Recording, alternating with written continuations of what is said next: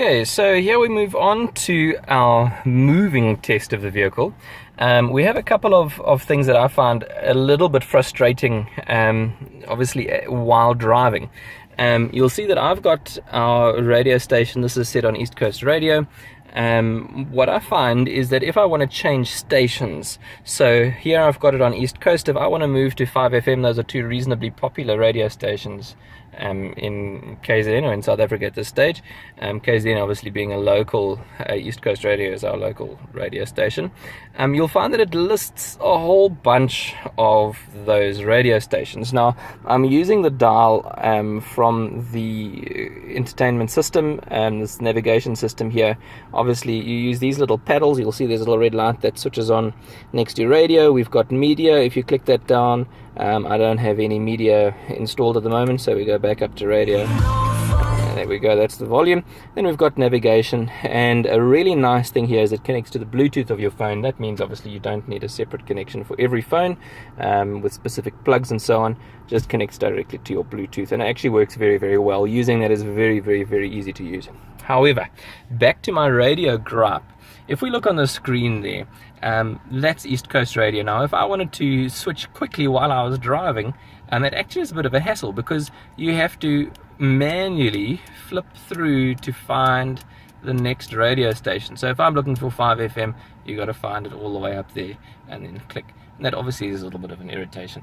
I'm very sure that someone will give me a better option of doing that, but I found a little bit simpler just clicking channel 1 or 2 and have that in your personal presets. Now, something else that is quite nice while you're going along, you can have the radio still playing. You press this button in the middle and away goes your screen. Magic. Okay, nice when you're going to the car wash, you won't get it scratched, and press it again, up it comes. Okay, so that's just a fancy little thing. You wonder, unfortunately, how long is the motor going to last inside there, being an Audi? Hopefully some time, but that will eventually break, and that is going to cost some money. Okay, so here we are going to set off. We're sitting in drive.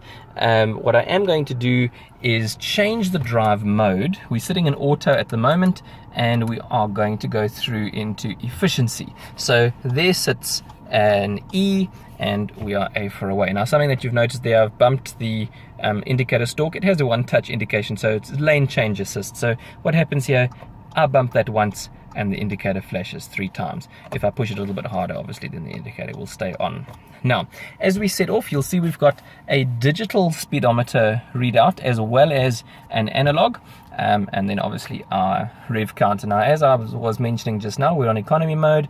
That then switches the engine off. We've been stationary for a little while. I have my foot on the brake, and we are still in drive, turns the engine off. Now, we're sitting at a bit of an incline here, and this has got a hill start assist system, which means if we are sitting on a hill, obviously being an automatic, it probably isn't as necessary as a manual.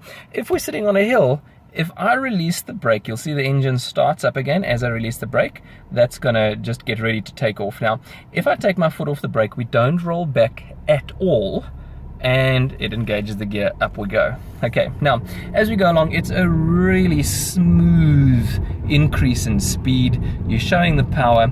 We're going up to 50 kilometers an hour now, really, really quick at getting up to speed, even in efficiency mode.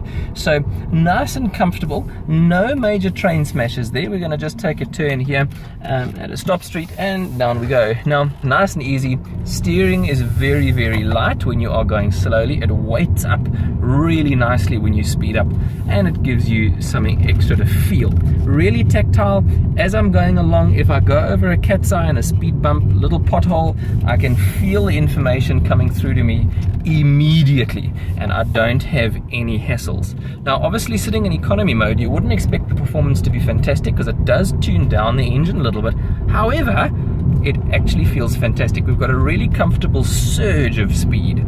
One thing that I've found is a little bit irritating is as we go along, you get to a stop street or you get to a little bit of stop-start traffic, and the engine turns off in economy mode to try and save you some fuel. Now, what happens is if you've stopped, we're going to stop now on the side of the road. We stop, eco mode, and now we've stopped, engine's turned off. Okay, that's fantastic, saving fuel. However, if you need to get going again quickly, you take your foot off the brake and accelerate.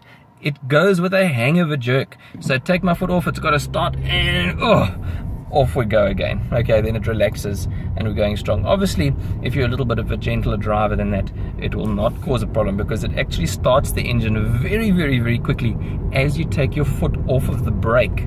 You're not actually putting your foot on the accelerator yet at this stage. So really comfortable, quiet ride. We're sitting at just about 60 kilometers an hour, our normal speed limit as we cruise through town. Now, nothing too crazy. You'll see that the road surface that I'm driving on is a little bit bumpy. It's not the smoothest surface around. We sit comfortable though. Low profile tires, but a really nice, comfortable ride. Easy surge of speed. If you need to overtake someone on the highway, it is absolutely incredible the performance that you can get out of a really small motor. It's a 4-cylinder, 1.4 turbocharged Audi and VW engine. Obviously, sitting in the Audi, we get a little more voomer out of it than we would in, for instance, the Polo. Sitting there in economy mode, I've stopped, pulled over on the side of the road. Goes on to ready, which means that it's ultimately ready to go, and just unfortunately it does get frustrating in stop-start traffic, which is actually what it's meant for. But in this situation in Pietermaritzburg, we just obviously don't have sufficient traffic. I'm assuming that would help. It does stop and start as we're going along. If it gets a little bit too warm in the car, the climate control will take over, and that then gets the engine to start just to keep that running. But unfortunately, you just can't help but get a little bit frustrated from time to time as it goes along.